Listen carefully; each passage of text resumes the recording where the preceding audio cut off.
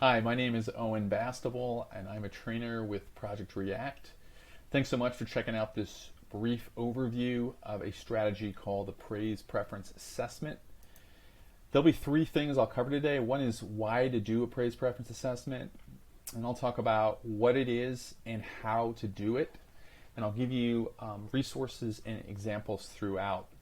So, I'd like you to first think about the last time you received praise as an adult, and think about what you liked about it and what you didn't like about the praise that was given to you. And you might also think about what was it. So was it verbal praise? Did someone come and talk to you? Did they send you a note? Did you get a gift?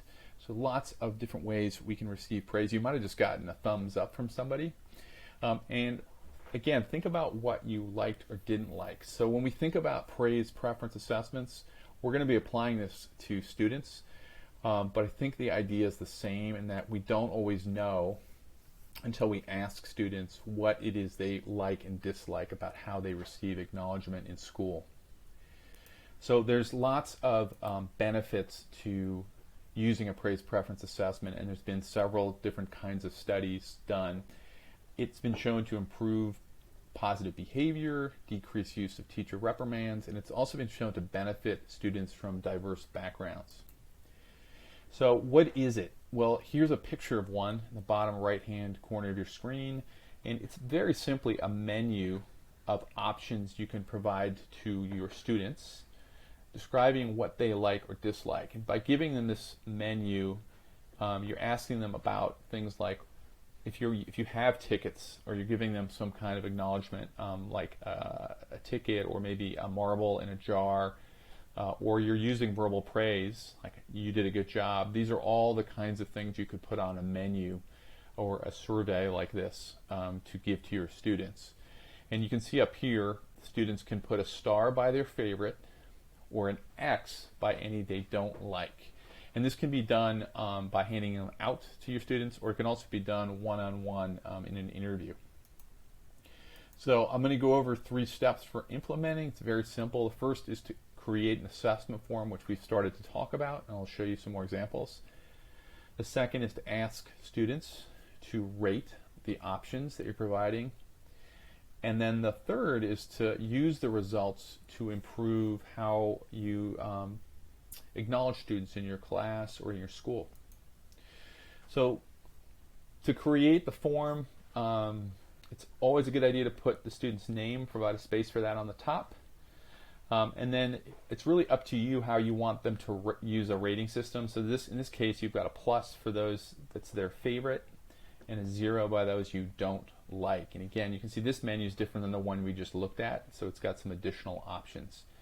It also has a space for letting students choose if they have something else that they'd like to share that's not on the list that you've created, and a space here to share some feedback on what to do to help a student get refocused, so they can give you some pointers on that or some information.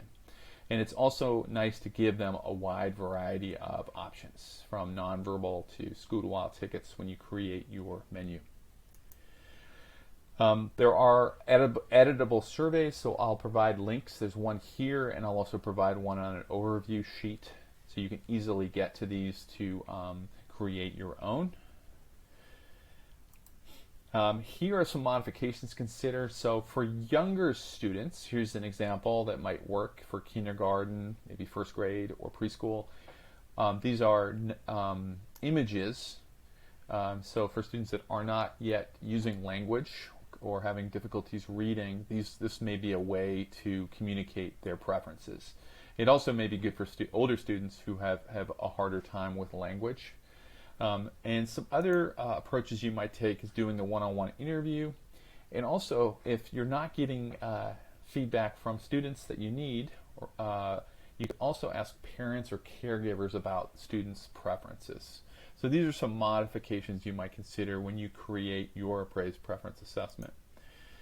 Once you've created it and it's ready to go, you can do it by paper. Some teachers have done this also using, say, Google Forms or some other online platform to help survey the students if they have a lot of students.